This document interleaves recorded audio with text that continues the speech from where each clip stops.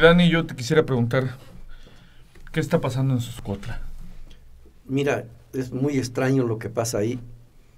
Esa comunidad durante siglos quizás era una, y sigue siendo hasta la fecha, bueno, esperamos que no cambien muchas las cosas, sí se ha transformado, pero era una comunidad original. Sí. Y dentro de sus propósitos estaba el mantenerse así. Hay la referencia, por ejemplo, de que difícilmente un joven de fuera podía contraer matrimonio con una lugareña, Sí. y viceversa, o sea, una lugareña no podía casarse con alguien, digo, un lugareño con alguien extraña, ¿no? El caso es que esto que está pasando sí llama la atención porque era un pueblo cerrado que no permitía la injerencia. Claro. Y todo lleva a pensar que pues aquello se comenzó a pervertir como se ha pervertido en muchos otros aspectos, ¿no? Sin embargo, aquí lo que llama la atención es cómo es que se han venido presentando asesinatos en serie y la autoridad hasta hoy no ha tenido una respuesta. O sea, yo no sé tú, David, pero yo no sé si la Fiscalía ha dado algún informe que diga ya tenemos más o menos el origen, la causa, las razones. No, hasta hoy. Y se me hace que no es un asunto tan complicado porque casi te aseguraría que en el pueblo la comunidad sospecha o sabe de dónde viene la cosa. Así es. Incluso esta semana, bueno, la semana pasada, perdón, el fiscal general del estado, Uriel Carmona, dijo que todo esto estaba asociado a la delincuencia organizada. Yo no sé hasta dónde realmente, pero no hay una línea clara de dónde vino, quiénes son los posibles autores intelectuales del material. No puede ser posible que en una comunidad que siempre era muy protectora entre sí, haya entrado ya 2 veces 2 personas en una motocicleta a ejecutar a 2 funcionarios públicos que no están en una zona aislada, que no estaban en una sola zona lejana, estaban en medio de la gente. Claro. Y además hay que decirlo también, Juan López Palacios, el primero de los López Palacios, también murió. No, pues murió de un infarto, y se habla de que en consecuencia de las presiones que tenía. Justamente. Es que evidentemente era una amenaza, fue una amenaza. Yo pondría ahí, mira, todo comienza cuando inician con esta idea los diputados de Graco, y lo digo sí, los diputados de Graco porque servían, lo que decía Graco lo hacían, esa es la verdad. Inicia con el tema de los municipios indígenas, que yo no sé, pero hasta ahorita yo veo más negativos que positivos en esta acción. Esa es la verdad. Lo que pasa es que desviaron el propósito. Sí. Conocí muy de cerca a Juan López Palacios. Sí. Él fue uno de los artífices en el proyecto. Pero su movimiento era genuino. Exacto, el movimiento de ellos era genuino y no tenía que ver con el movimiento político de Graco y sus secuaces. Claro, o sea finalmente era muy distinto. Desvanecieron el proyecto ese. Ahora, ojo, yo no estoy diciendo que sean culpables ni nada, pero ojo, habría que observar en Puente de Ixtla, municipio al que pertenecía a Xoscotla, muchos años quien mantuvo el dominio fue y ha sido Julio Espín Navarrete, yo también por ahí diputado en la legislatura de Graco. Claro, él tenía el control, es más, hasta el final él había logrado imponer las condiciones bajo el esquema, en función del esquema que se tenía que aplicar como municipio indígena. Así es. O sea, despojó a Juan López Palacios para ponerle las reglas. Exactamente. Así es. Y ya traía el equipo que iba a tomar.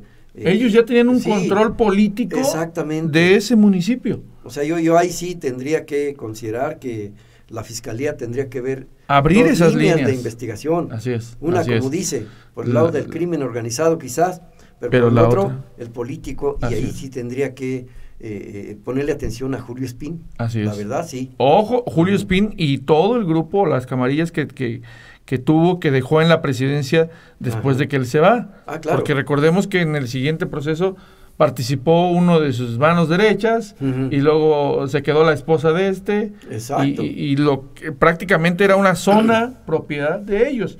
Y Puente de Ixtla, incluida Xoscotla. No, claro, y es una comunidad ya muy grande. Así es. O sea, de alguna manera, yo creo que tenían ventajas ahí. ¿De qué sentido? No sé.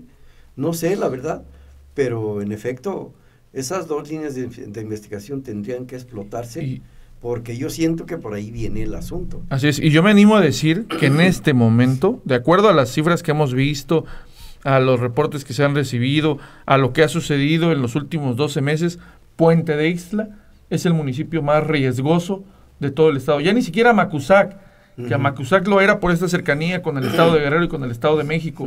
Pero yo hoy puedo decirlo, y eso sí con base en enfrentamientos entre la ministerial y gente de la delincuencia organizada, quema de negocios, asesinato de gente de ahí, trabajadores, productores, ¿no? El último que más llamó la atención fue uno de los candidatos que iba a competir en la elección pasada y que lo mataron. Sí. O sea, entonces, verdad, sí, Puente de Ixtla tiene signos de violencia y que pareciera que Puente de Ixtla en la práctica le pertenece a alguien. Sí, ¿no? sí, que no está de acuerdo con lo que está sucediendo. Son grupos caciquiles que evolucionaron presuntamente hacia la delincuencia organizada. Sí. Siempre se consideró que figuras como las que estamos mencionando estaban ya en componenda con todos con los cárteles, ya sean los rojos o los guerreros, pero eran parte misma igual que otros actores como Enrique Alonso Plasencia, el propio Amado Orihuela Trejo, de mucho se ha dicho de eso. Claro. Entonces son cabezas que han operado en toda esa zona, pero sí, en efecto, como dices, parece que Puente de Ixtla se conservó hasta hoy como el foco rojo en todo el estado de Morelos. Y quizás eso tenga que ver con lo que está pasando en Sosocotla. Porque no hay otra forma de explicarlo. O sea, no puedes decir, yo sí, por la gente que conozco de Sosocotla, te puedo decir que la gente consume mucho alcohol. Sí, pero no son consumidores de drogas. Exacto. O sea, el tema ahí no tiene que ver con ellos. O sea, el tema de las drogas. Pudiera ser que algunos de los que han llegado a vivir en las inmediaciones del pueblo de Sosocotla sí consuman, pero la gente de Sosocotla no consume. Sí. O sea, consumen alcohol, eso sí, toman mucho alcohol, ¿no? Pero de eso a que el tema sea drogas, no, yo no creo. Quizá pudiera estar involucrado un grupo, pero el tema no es trasiego, tráfico, ¿verdad? No es nada que tenga que ver, desde mi perspectiva personal, y desde luego habría que ponderar, y esto le diríamos a la Fiscalía, el trasfondo político. Exacto, que por ahí puede ser más ya combinado con el crimen. Exacto, pues al final hay alianzas, ¿no? Exacto. Hay alianzas, alguien tiene que ejecutar. Pues sí, pero alguien pide que se ejecute. Llevan 3 al hilo y 2 hermanos, entonces... Digo, la Fiscalía ya tendría que dar alguna respuesta al respecto. Ayer ya el tribunal nombró a alguien para fungir como presidente. Va a haber, me parece que en los siguientes días, un proceso de elección de usos y costumbres, pero o sea, y hay el temor de que el que llegue... Claro, o sea, es que sí. Tendrían que poner un búnker alrededor de esta persona para poderlo proteger, porque no, o sea... Ya estamos pensando, lamentablemente, ¿qué va a pasar? O sea, uno empieza a lamentar con la persona que fue nombrada por el tribunal y no sabemos qué va a pasar. Pues sí, pero las autoridades tendrían que haber actuado ya. Así es. Yo creo que no, y blindar Sosocotla. Su responsabilidad. Y blindar Sosocotla, porque te maten uno, ok, va. Sí. Te maten 2, bueno, se te fue de las manos. Pero ya 3. Y además... ya sabes exactamente contra quiénes van. Así es. Ya hasta sabes. Así es. Parecía que nada más estás sentado esperando al que vas a seguir. No es un crimen al azar en el pueblo, no. Es ahí. Sí. Por eso yo digo, no es tan difícil. No es tan difícil. Ahora también, quizá el mal está ahí adentro. Pudiera ser, sí. Y nadie lo está viendo. Claro. Algo tiene que pasar.